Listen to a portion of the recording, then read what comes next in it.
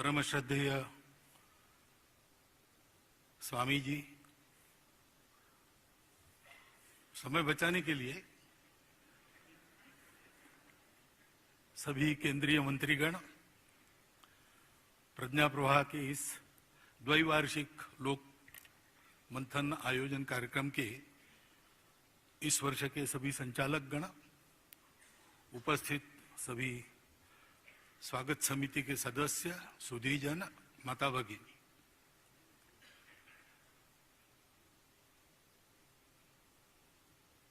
वैसे कार्यक्रम का समय भी समाप्त हो रहा है और समापन में कहने के लिए कुछ बचा नहीं है, परंतु 3 दिन में यहां रहा, एक समय क्यों न हो भोजन भी यहां किया है, तो दिया हुआ काम करना चाहिए, इस बुद्धि से मैं यहां पर खड़ा हूं।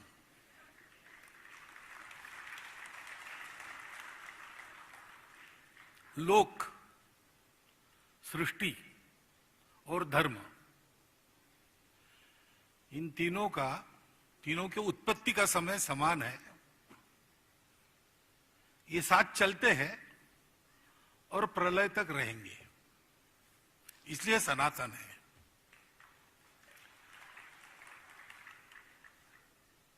क्योंकि ये तीनों साथ है तो अस्तित्व चलता है।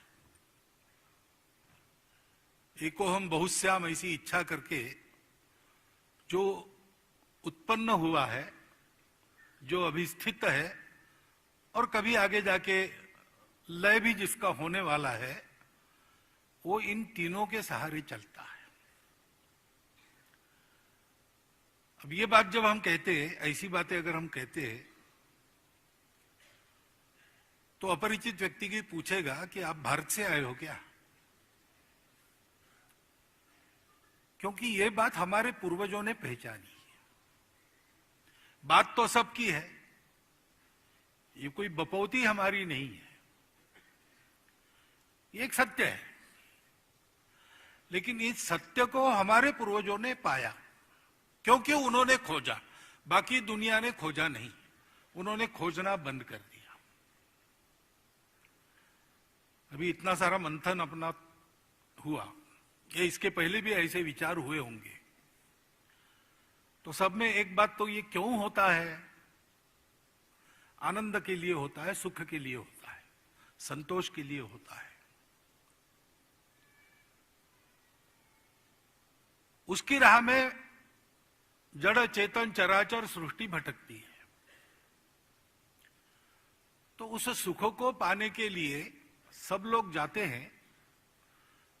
अब कुछ पाना है, खोजना है, तो साधन तो अपने प्रकृति ने जो दिए हैं हमको, वो सब बाहर देखने वाले हैं, तो पहले तो बाहर ही खोजा जाता है।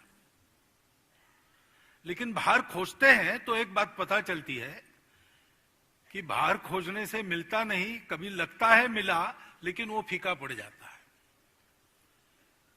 शाश्वत सुख नहीं मिलता, वो बाहर नहीं है। लेकिन सब कुछ बाहर का, बाहर देखने का दिया है, बाहर का खाने का दिया है, बाहर ही करने का दिया है, इसलिए उसमें रहना पड़ता है, तो रहते हैं, ऊब भी जाते हैं, उससे मुक्ति भी चाहते हैं। इस अवस्था में फिर रुक जाते हैं कि बस हो गया, यही है। मनुष्य जन्म लेगा, उसको कामनाएं वासनाएं दी है, उसको पूरा करने के लिए दौड़ता रहेगा, कभी ऊब कर बैठ जाएगा, विरक्त हो जाएगा, कूढ़ेगा मन में, आनंद संतोष तो मिलेगा नहीं, एक दिन मर जाएगा, ऐसा मानकर रुक जाते हैं। हमारे पूर्वज रुके नहीं, उन्होंने जो बाहर नहीं मिला तो अंदर खोजा, और फिर उनको ये बात मिली, अस्तित्व की एकता का सत्य उनको प्राप्त हुआ, और उनको ध्यान में आया कि जो कुछ है वो वही है, दूसरा कुछ नहीं है। उसको है इच्छा कि अलग अलग रूप में आविष्कार हो, इसलिए विविधता है। वो कुछ देर तक चलती है, उसके बाद एकता ही एकता है। इसलिए वो मिथ्या है। मिथ्या है ने झूठ नहीं, गलत नहीं, एक स्तर तक वो चलती है, उसके बाद नहीं चलती है। उसके बाद तो एकता ही एकता है। एकता शाश्वत है, पहले भी है, अभी भी है, बाद में भी रहेगी। विविधता में भी एकता है, खोजो तो, क्योंकि एकता ही से ही सारा हुआ है। ये दृष्टि हमारे पूर्वजों को मिली, और उससे ये भी पता चला कि एकता ही है तो सब अपना ही है। और ये भी पता चला कि सब सुखी होंगे तो ही हम सुखी होंगे। Maximum good of the maximum people, ऐसा होने के बाद भी जो मिनिमल बचेगा वो बाकी लोगों का जीना हराम करेगा, अगर अभाव में है तो वास्तव में सुख संतोष पाना है तो सर्वे भी सुखिन संतु के सिवाय इलाज नहीं। अब ये उनको बोध हुआ, इसको व्यवहार में लाने के लिए जो उपकरण चाहिए वो बहुत बड़ा उपकरण चाहिए, और उन्होंने उसके लिए भारत की निर्मित की। भारत बना कैसे? हमारा ये जीवन सनातन है। इतिहास ने आंखें खोली तब भी हम मिलते हैं, और तब जैसे मिले थे, आज कपड़े बदले हैं, खाना बदला होगा, कुछ बदला होगा, लेकिन अंदर का हम, अंदर के हम वैसे के वैसे आज भी मिलते हैं। दूसरे कहीं नहीं मिलते, यहां मिलते हैं।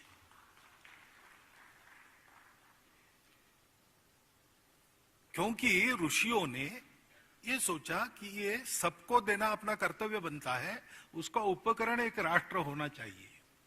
तब से चला आया हुआ ये सनातन राष्ट्र है। भद्रम इच्छन्त ऋषय सुरविदा तपो दीक्षा मुख से दुरग्नि ततो राष्ट्रम बलम ओजस्य जातम। ये ऋषि कहां रहते थे? वनों में रहते थे। ऋषि गृहस्थ थे, खेती करते थे। अरण्यों में और कृषि में जो जीवन का अनुभव हुआ, उससे हमारे लोक, हमारे शास्त्र सबकी उत्पत्ति हुई। कितना बड़ा उद्यम हुआ होगा उस समय भी। हिमालयम समारभ्य यावद इंदु सरोवरम, पूरी भूमि में तब से आज तक व्यक्ति साक्षर है कि निरक्षर है, दरिद्र है कि लक्ष्मीपति है, कौन से व्यवसाय में है, कौन से घर में जन्मा है, सबको ये बात पता है जो हमारे ऋषियों को पता थी। अनुभूति नहीं होगी, जानकारी है। अनुभूति नहीं होगी, संस्कार है। संस्कार है इसलिए व्यवहार है। किसने ये पहुंचाया है घर घर? लोग अपने घर बार सहित गांव छोड़कर बाहर निकले।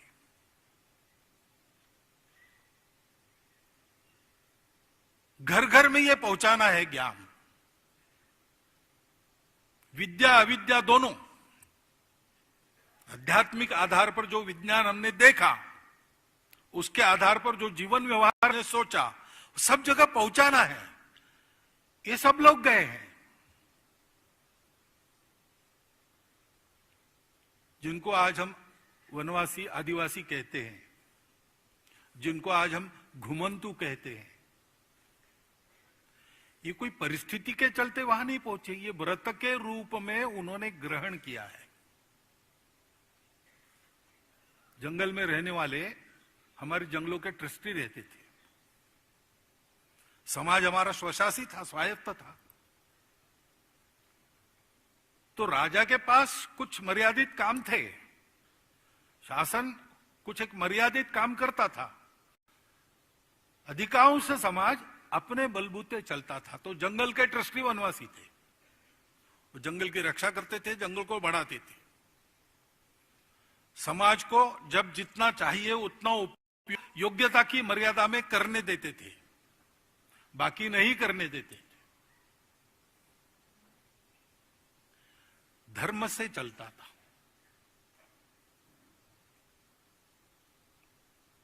सुप्रीम कोर्ट के एक निवृत्त न्यायमूर्ति जी से मेरी बात हुई कुछ वर्ष पहले।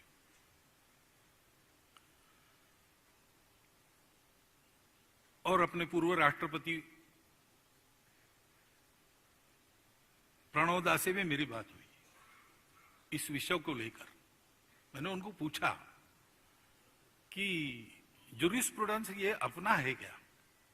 दोनों का उत्तर था अपना नहीं है। मैंने पूछा अंतर क्या है? तो बोले ये रूल ऑफ लॉ है। ये रूल ऑफ लॉ कहां से आया? फ्रांस के विलियम द कॉन्करर ने इंग्लैंड पर आक्रमण किया। एंग्लो सैक्सन लोग वहां रहते थे, नॉर्मन और सैक्सन दो प्रकार की और जमातें थी। उनको नामोहरम करके इंग्लैंड कब्जे में आया, तो राज्य तो बन गया उसका, लेकिन बाकी प्रॉपर्टी तो सारी जनता के पास थी, पहले से जैसी थी। तो उस पर स्वामित्व अपना होना चाहिए, इसलिए विद्वान लोगों को खरीदकर उनकी मंडली को उन्होंने और विचार करने के लिए प्रवृत्त किया। उन्होंने एक बनाया रूल ऑफ लॉ। लॉ यानी king can do no wrong. हमारे देश में इन सारे संसाधनों पर समाज का स्वामित्व था, परंतु विदेशी शासक आए, खासकर अंग्रेज आए, तब ये सारा उन्होंने अपने हाथ में लिया, क्योंकि उनको यहां से माल ले जाना था, रेवेन्यू ले जाना था। उसके चलते धीरे धीरे इस स्थिति में हम पहुंचे कि आज हमको बताना पड़ता है कि ये हमारे हैं। अरे है, ये बताने का विषय हो, ये हमारे लिए बहुत दुर्भाग्य की और थोड़ी सी शर्म की भी बात है। परंतु शर्म भी बताने पर आती है, क्योंकि ये भी बताया नहीं गया कि हम एक है। हमारे इतिहास को विस्मृत कर दिया गया, सब कुछ व्यवस्थाएं हमारी तोड़ दी गई। और इसलिए एक जो विमर्श बनता है वो स्वस्थ नहीं बनता, वो स्वस्थ विमर्श बने, इसलिए हमारा लोकमंथन है। परंतु और एक बात ध्यान में रखनी पड़ेगी कि ये सब जो सब कुछ हुआ उसका कारण केवल विदेशी आक्रांता नहीं है। विदेशी आक्रांताओं की तो ये औकात नहीं थी कि वो हमको जीत पाते, आज भी नहीं है, तब भी नहीं थी। हम अधपतित हुए। दीर्घकाल इस प्रकार से समृद्ध, समर्थ, सुरक्षित और प्रतिष्ठावान जीवन जीने के बाद कैसे होता है पता नहीं, लेकिन ऐसे होता है, हमको विस्मरण हो गया। हम कौन हैं, हम क्या करना चाहते हैं, जीवन ध्येय क्या है हमारा। मध्य युग के नाटक वगैरह पढ़ेंगे आप, संस्कृत नाटक मृच्छकटिक जैसे, तो आपको ये चित्रण मिलेगा। महाभारत की कथा में थोड़े थोड़े और इसके कुछ मिलते हैं प्रसंग, जिससे लगता है कि समाज जरा गिर रहा है। और वो गिरना क्या हो रहा है कि हम आपस का रिश्ता भूल गए।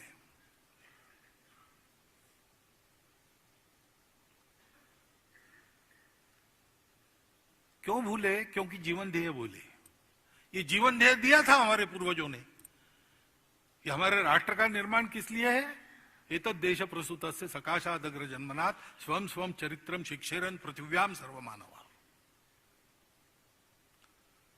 ये सब साथ कैसे चलाना, भौतिक जीवन आध्यात्मिक आधार पर, अर्थ काम ठीक चले, मोक्ष भी मिले, इसलिए धर्म का अनुशासन तो है। धर्म क्या है? इतनी सारी विविधता है, लेकिन इसके एकता को मन में रखकर कैसे व्यवहार करना, ताकि सब अपने अपनी विविधता को सुरक्षित प्रतिष्ठित रखकर साथ मिलकर चले।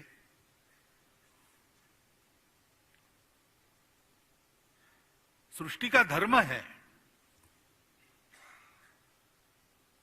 वो धर्म चलता है तब सृष्टि चलती है, उसमें खलल नहीं डालना चाहिए। उस पर प्रश्न आया था ना, खरगोश को लोमड़ी खाती है, लोमड़ी को, तो ये कैसा धर्म है? लेकिन ये चक्र है, वो भी बताया, ये चक्र है, उसी से चलता है। शिबिराणा की कथा में, और शिबिराजा के दरबार में वो कबूतर आता है, शिबिराजा उसको छुपा के रखता है, उसके पीछे बाज आता है और पूछता है वो कबूतर कहाँ है, खाना है। तो शिबिराजा कहता है नहीं, वो मेरी प्रजा है, मेरा आश्रय लिया है उसने, मैं नहीं खाने दूंगा, उसको बचाना मेरा धर्म है। तो वो बाज कहता है कि राजा तुम धर्म की बातें कर रहे हो, लेकिन प्रकृति ने मुझे धर्म दिया है, मैं उसको खाऊंगा।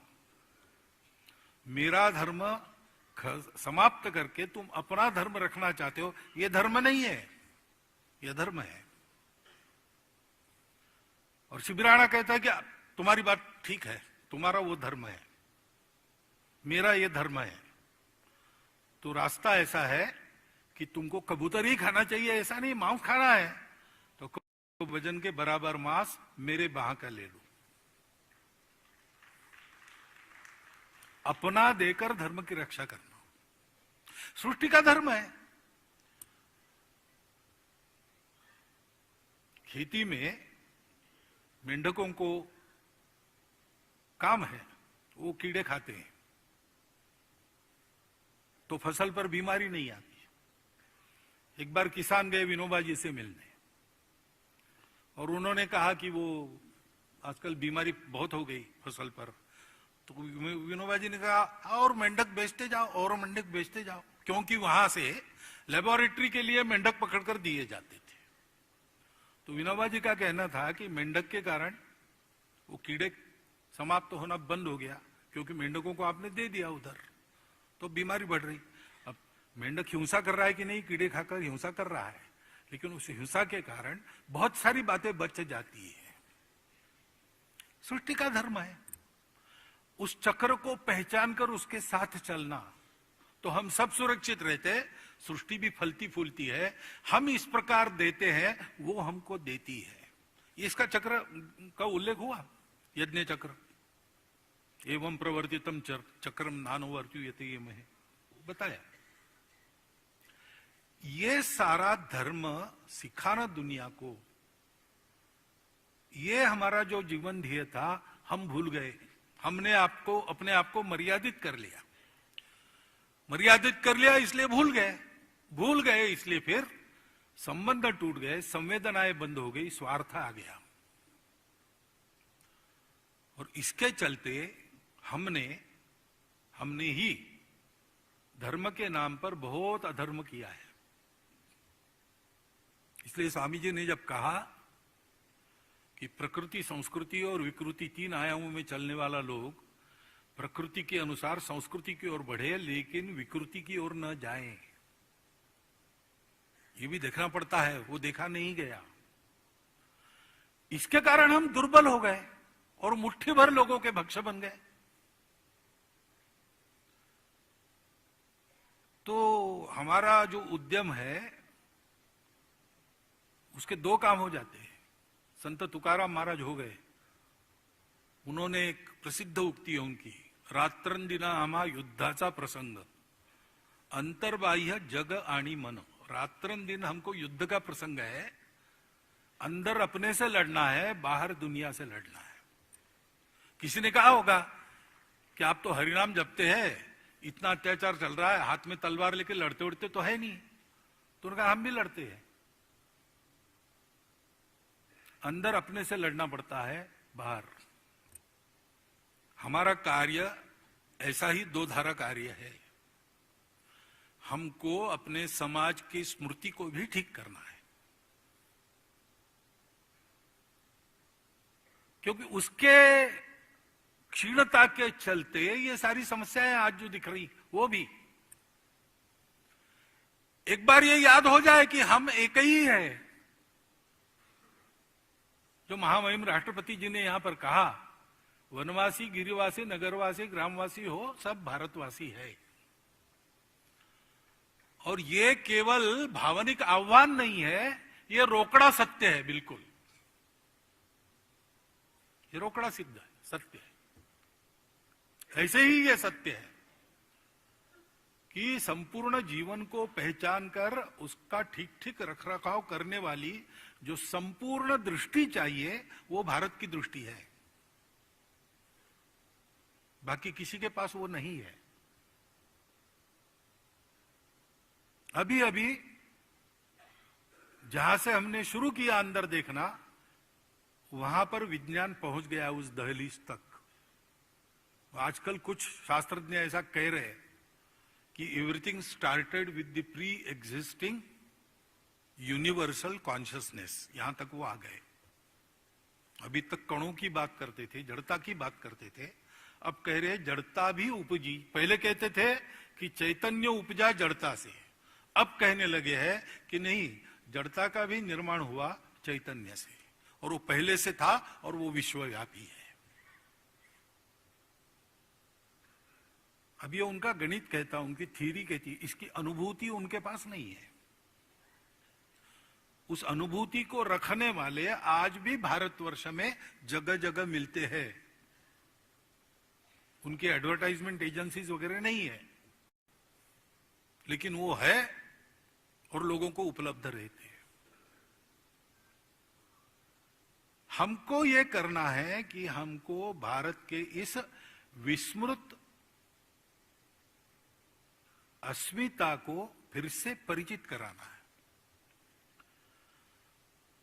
तो ये बातें तो हो चुकी है, परंतु बात है हमारे लिए एक कठिनाई सबसे बड़ी ये है कि हम भी जो पले बढ़े हैं वो उसी पद्धति में पले बढ़े हैं जो इसकी विस्मृति कराती है। इसलिए कभी कभी हम भी कहते हैं कि भारत का तत्वज्ञान विज्ञान सम्मत है। हमको विचार उल्टा करना चाहिए, विज्ञान भारत के तत्व से सम्मति पाकर रहा है कि नहीं। वो दिन आने वाले हैं। धर्म अपना विज्ञान सम्मत है क्या? मैं कहता हूं कि विज्ञान धर्म सम्मत है कि नहीं। आर्टिफिशियल इंटेलिजेंस, आज वैज्ञानिक भी कह रहे हैं कि है तो सही, लेकिन इसके एथिक्स, तो एथिक्स की बात तो पहले आती है ना। शक्ति किसके हाथ में है? आपको आज सुबह ही बताया, विद्या विवादाय धनम मदाय। तो खलता और साधुता, फर्क इसका है। साधन सबके लिए है, कौन पाता है? उपयोग करने वाले की बुद्धि कैसी है, हृदय कैसा है। उस बुद्धि को, हृदय को तैयार करने वाला भारत का विचार है। हमको भी उसके साथ तादात्म्य, ये जो प्रश्न वगैरह आते हैं ना, वो क्यों आते हैं कि अभी भी हम उस चौखट में अपना विचार कर रहे हैं। ऐसे नहीं होगा, वो चौखट एकदम अलग है, भारत की अपनी चौखट है। उसमें तर्क को स्थान है, उसमें विवेक को स्थान है, उसमें अंधश्रद्धा बिल्कुल नहीं है। हमारे यहां फेथ नाम का शब्द नहीं है। वी डोंट बिलीव, हम स्वीकार करते हैं परीक्षा के बाद। संतः परीक्षान्यतर्थ भजन्ते। रामकृष्ण परमहंस को पूछते हैं कि आप बता रहे हैं, आपने देखा है क्या? ऐसा पूछने वाला विवेकानंद बनता है। लेकिन उसके लिए तपस्या करनी पड़ती है, और तपस्या हमको करनी पड़ेगी। अभी हमारे लिए करणीय 10 बातें आई, लेकिन ये करणीय 10 बातें प्रत्यक्ष में तब आएंगी जब हम अपने से प्रारंभ करेंगे। सारी दुनिया के अच्छे विचार लेना है, भारत छोड़कर बाकी सब खराब ही है ऐसा नहीं है। क्योंकि जैसे वो रुक गए एक समय पर, महाभारत काल के कुछ बाद, यानी कलयुग के प्रारंभ में कुछ शतकों में हम भी रुक गए। और इसलिए बहुत सारी विकृतियां आई। उस समय वो चले, एक भौतिक दिशा में चले, तो उधर से लेने लायक बहुत हो सकता है। महल तो युधिष्ठिर का बनाना है, लेकिन बुलाया मेक्सिको से मायासुर को, क्योंकि वो सबसे प्रवीण शिल्पी था। मया सभा की रचना उसने की, तो ये बात वर्जन नहीं है। परंतु ये ध्यान रखना है, निर्माण नया होगा, कपड़े नए होंगे, रूप नया होगा, परंतु आत्मा वही होगी, तत्व वही होगा, काम वही करेगा। और इसलिए हमको एक युगानुकूल रूप हमारे इस शाश्वत धर्म का, संस्कृति का देने के लिए चिंतन करना पड़ेगा। उसके लिए हम सबको पहले मूल से अध्ययन करके अपने विचारों को उस चौखट में बिठाना। हम में कुछ लोग ऐसे हैं ही, विशेषकर नई पीढ़ी को सोचना पड़ेगा। उधर से प्रश्न आएंगे, बाहर से, उसके उत्तर हम देते बैठेंगे। ये खेल हमको नहीं खेलना है, क्योंकि व्यावहारिक धरातल पर और तात्विक धरातल पर हम जीत गए हैं, जीत गए हैं। हारने के बाद भी हार दिखानी नहीं है, इसलिए गाली देना बहुत होता है। ऐसा कुछ हो रहा है। अभी कुछ चुनाव हो गए ना कल परसों में, अब देख लीजिए, ये वहां चलता है।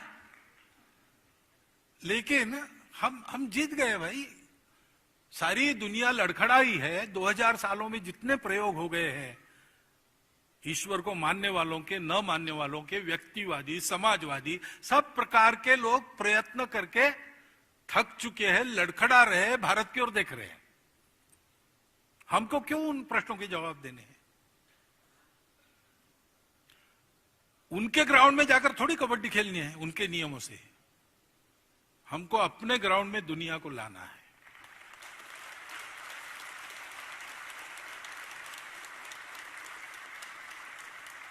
इस दृष्टि से हम समझ ले, हम तन्मय हो जाए, हम समझ जाए, क्योंकि ये सत्य ऐसा है, वो तन्मयता से ही मिलता है, और वो तन्मयता आत्मीयता से ही आती है।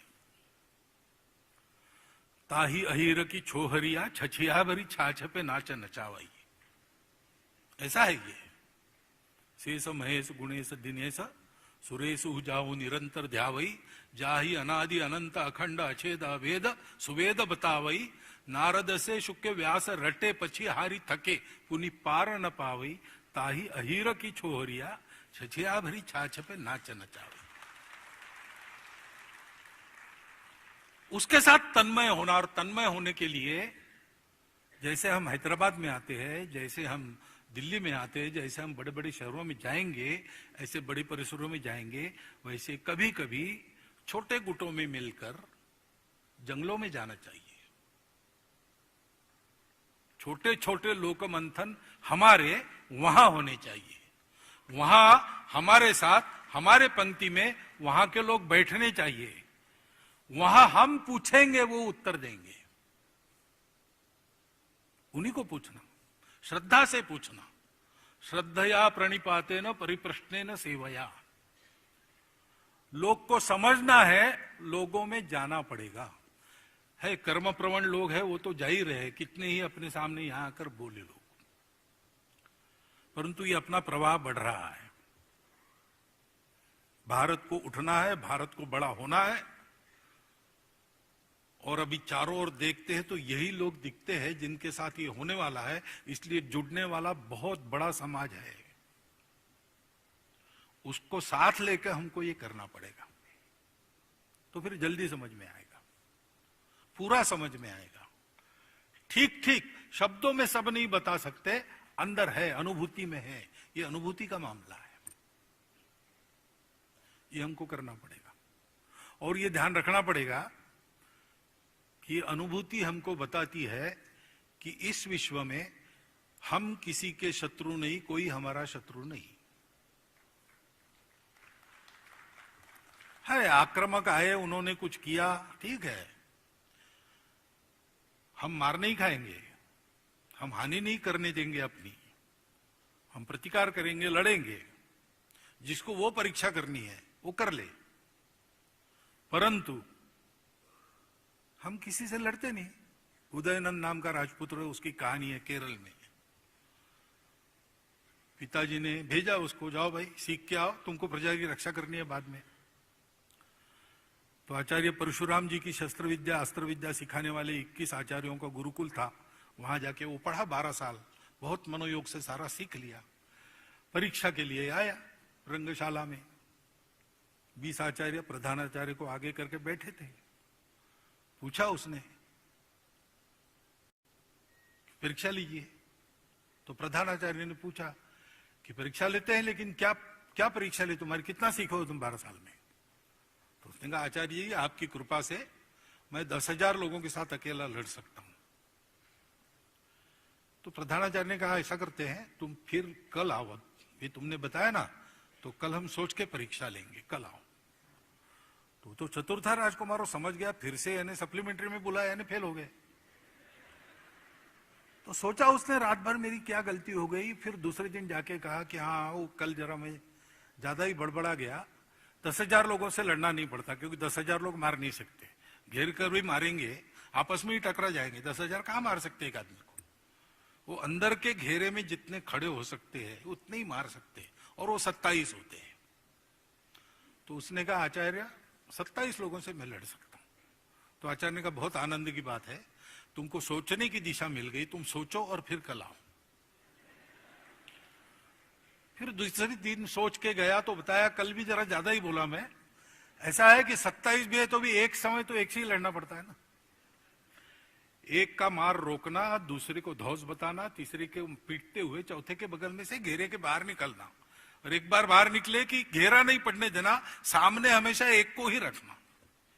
तो मैं एक से बहुत अच्छा लड़ सकता हूं। तो आचार्य ने कहा, बस अब तुम पहुंचने वाले हो, पहुंच जाओ, कल फिर आओ।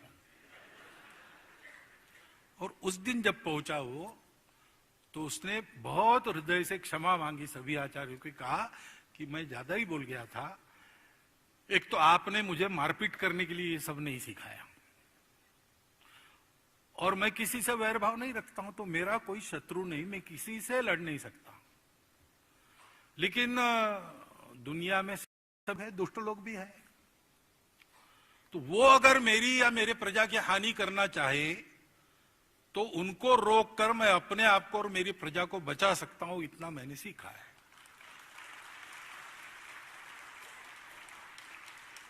हमको अपने विमर्श को गढ़ने में सकारात्मकता ही बरतनी चाहिए, क्योंकि हारी हुई दुनिया के प्रश्नों के क्या उत्तर देने हैं, उनके आक्षेपों को क्या गिनना है?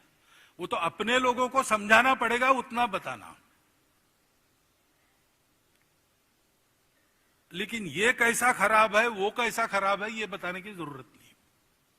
दो ही जगह बताना पड़ता है, किसी ने किसी के मन में कुछ भर दिया है, उसको निकालने के लिए बताना पड़ता है, और किसी बात के कारण हानि हो रही, वो बात लोग छोड़ दे इसलिए कुछ बताना पड़ता है। ये दो प्रसंग छोड़कर बाकी जगह हमको गलती किसकी क्या है ये बताने की जरूरत नहीं, सही क्या है ये बताना है।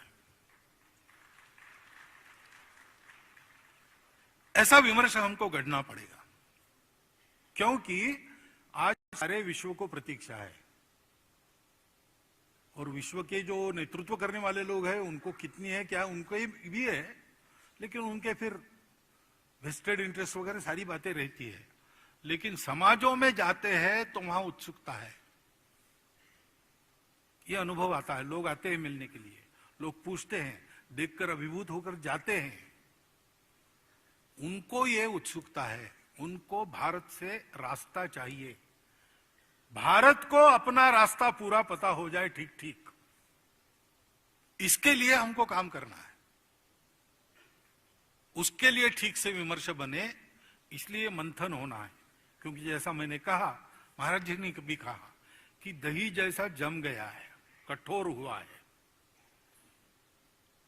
कुछ लोग हैं वो कहते हैं भंडा फोड़ दो, दही को फेंक दो। दही फेंक दिया तो मट्ठा भी नहीं बनेगा, कुछ भी नहीं रहेगा। बाकी घड़ों में तो केवल मदिरा ही मदिरा है, दही तो मिलने वाला है नहीं। इसी दही को मथना पड़ेगा, नवनीत सबको देना पड़ेगा, मट्ठे का उपयोग सबके स्वास्थ्य को ठीक करने के लिए करना पड़ेगा। तो ये मंथना हमको करना है, और बाकी चिंता मत कीजिए। मंथन से अमृत निकलेगा, वही देना है। हलाल निकलता है, निकलेगा, लेकिन अपने स्वार्थ की होली जलाकर, अपने आशाओं को, अपने मोह को चिताओं पर जलाकर जो लोग घर छोड़ के निकले हैं, वो शिवरूप में उस हलाल को प्राशन कर लेंगे, पचा भी लेंगे। ऐसा वर्ग अपनी पूर्वजों की कृपा से अनेक रूपों में आज भारत में विद्यमान है। वो है, इसलिए सब चल रहा है। वो अपना काम कर रहा है। हम ये अमृत निकालकर सबको देना, मृत्यु के कगार पर पहुंची हुई मानवता को अमरता प्रदान करने वाला भारत खड़ा करना, इसके लिए इस अपने काम को ठीक तरह से करे, इसकी आवश्यकता है। बाकी सारी ज्ञान की बातें विद्वान लोगों ने और आज के महनीय वक्ताओं ने आपके सामने रख दी है। मैं एक काम करता हूं जिसमें जमीन पर काम करना होता है, और वैसे भी मैं जानवरों का डॉक्टर हूं, इसलिए मुझे तो करने की बातें ज्यादा भाती है, ज्यादा समझती है। तो मेरी बुद्धि से करने के लिए कुछ बातें मेरे मन में आई, वो मैंने आपके सामने रख दी है। इसका आप ठीक से उपयोग करेंगे अगर योग गल गए तो। ऐसी आशा और विश्वास के साथ आपको धन्यवाद देता हुआ, क्योंकि इन 4 दिनों में मेरी भी बहुत ज्ञान वृद्धि हुई है, उसके लिए कृतज्ञता भी व्यक्त करता हूं, आपका धन्यवाद करता हूं और मेरे 4 शब्द समाप्त करता हूं।